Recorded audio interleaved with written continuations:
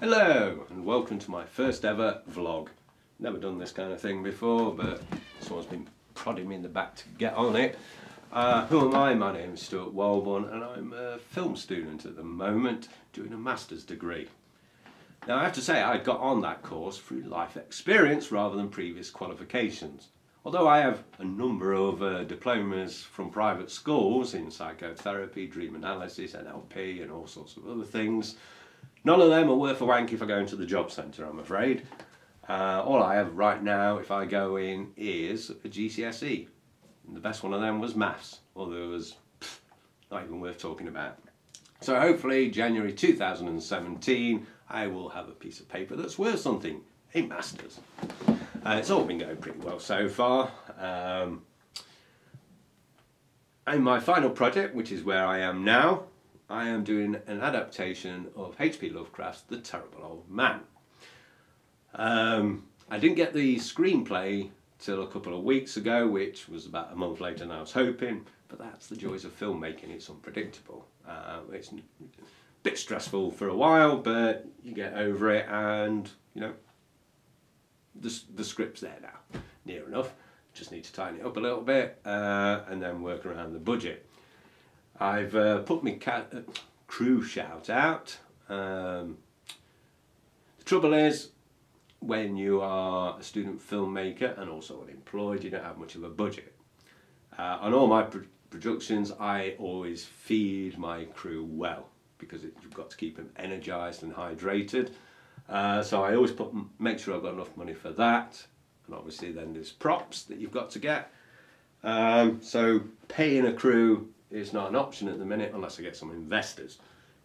And if you know anybody who wants to invest in H.P. Lovecraft film, point it my way. But that's where I am with the project.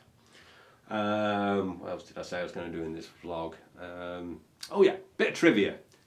Connection to H.P. Lovecraft, as I've been researching, an actor who's been in a number of adaptations, David Warner.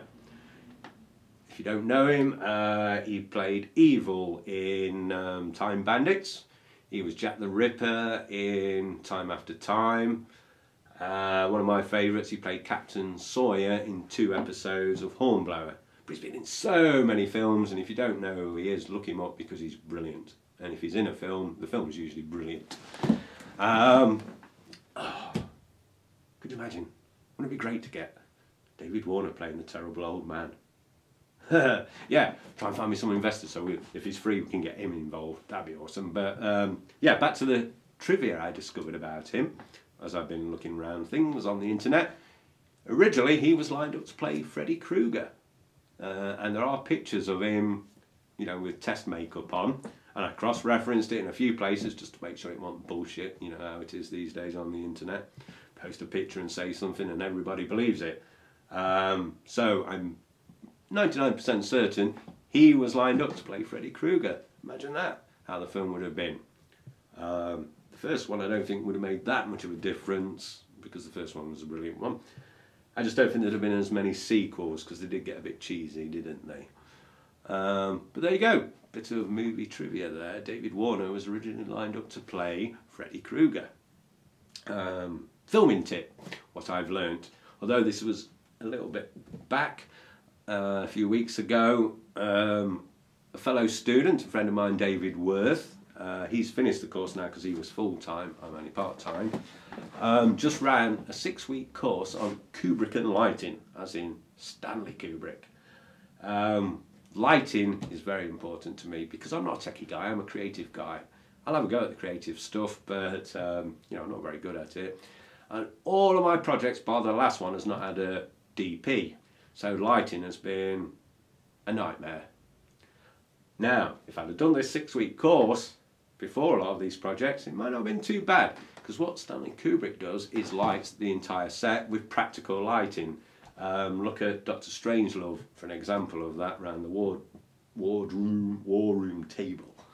And it's all lit from above. And what this does for you means that you can put your camera anywhere you like and haven't got to change your light setups. Not only that, gives your actors freedom because then they haven't got to stand to certain marks. I mean, you still got to block the scene, obviously, with your actors. However, it gives them more freedom to act and be natural throughout the whole scene. So, you know, really great tip is, if you can, set your lighting up as so it's within the shots. 2001 Space Odyssey, see how that's lit up. And even, as David pointed out to me, Star Wars. I watched Star Wars, one of my favourite films, possibly my favourite film. I'm watching it literally in a whole new light. David Worth, if you've not heard of him before, he directed either Bloodsport or Kickboxer, you know, the Jean-Claude Van Damme films, and was DP on the other one. Can't remember which way round it was. He was the DP on Clint Eastwood's Bronco Billy, another great film I love, and I think he did Any Which Way But Loose, not sure on that one. And two films which are my favourites that he's done, working with Bruce Campbell on The Man with the Screaming Brain and Alien Apocalypse. Wow, look at all these connections that are coming together in this little vlog so far. Because here's the final one, my book recommendation, Bruce Campbell's If Chins Could Kill, Confessions of a B-Movie Actor. If you could just hear a crow in the background, yeah, that's my crow. Yeah, what a great book. I started this as the first book when I started this course, but only finished it a couple of weeks ago. Now, that's not because the film's crap. Film, books, not crap. No, books brilliant. However, when you're a student, you have mountains of books to read, and as you're trying to learn stuff, on techie stuff about working with actors, shooting for the edit, script analysis, creating lookbooks and all this kind of stuff, this had to keep moving down the pile, and I just read it, you know, for pleasure. You can't help, when you're reading it, hear Bruce Campbell in your head, because it's written as if how he would speak, or at least how we presume he would speak. It takes you on a journey from his childhood, briefly, goes through that, to meeting Sam Raimi, doing Evil Dead, all the way up to Xena and all that kind of stuff.